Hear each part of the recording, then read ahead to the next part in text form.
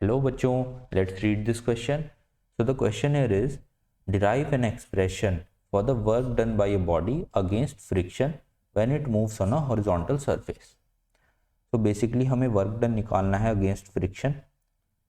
सो जो की कॉन्सेप्ट इस क्वेश्चन में हम यूज करेंगे, the key concept is you should know the expression for friction force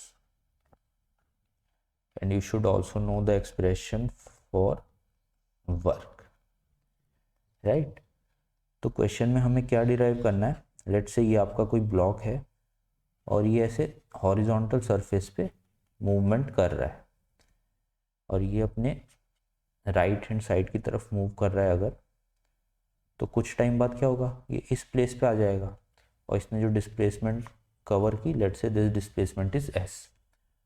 तो यहाँ पे जो वर्क डन हुआ है ड्यू टू फ्रिक्शनल फोर्स, वो आपको फाइंड आउट करना है.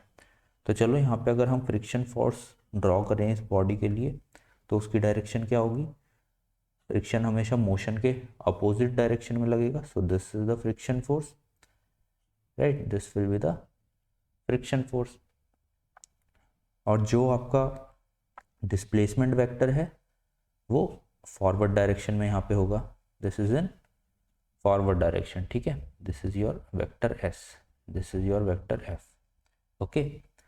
और एक यहाँ पे इसके ऊपर नॉर्मल फोर्स लग रही होगी क्योंकि ये सरफेस से कांटेक्ट में है. So this is your normal force और इसका मास जो है वो ऐसे परपेंडिकुलरली नीचे की तरफ लग रहा होगा. It is M G, right. तो ये इसका एफ बी डी हो गया.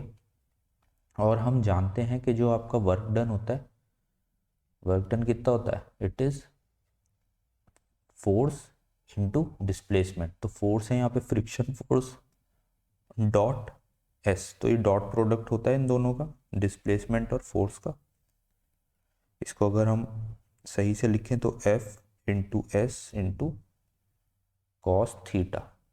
और ये थीटा क्या होगा, थीटा होगा इन दोनों वेक्टर के बीच का एंगल.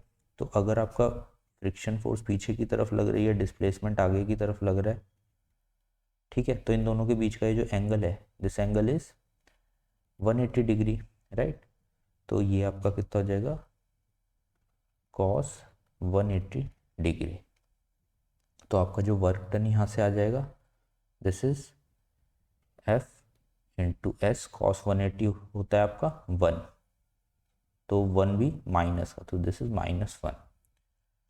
अब फ्रिक्शन फोर्स की वैल्यू आपको चाहिए, तो फ्रिक्शन फोर्स क्या होती है, friction force is equals to mu into N, right.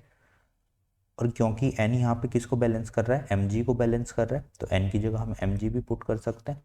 तो friction force is equals to mu M G. तो आपका जो वर्क का एक्सप्रेशन आ जाएगा, this is minus mu M G S, right.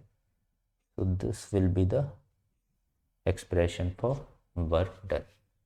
So I hope you understand this question. Good luck.